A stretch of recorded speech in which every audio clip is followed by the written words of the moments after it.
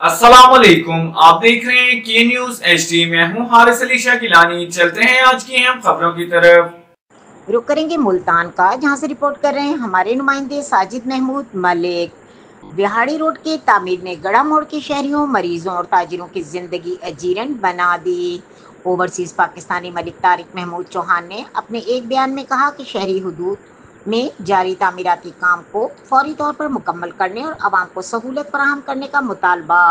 गड़ा मोड़ मुल्तान बिहाड़ी रोड की तामीराती सरगर्मियों ने गड़ा मोड़ की शहरियों, मरीजों, तलबा और ताजिरों को शदीद मुश्किलात से दो चार कर रखा है। ट्रैफिक जैम, धूल, मिट्टी और रास्तों की बंदिश के बायस मरीजों को अस्पताल पहुंचने में दुश्वारी हो रही है, जबकि कारोबारी सरगर्मियां भी मुतासिर हो रही हैं।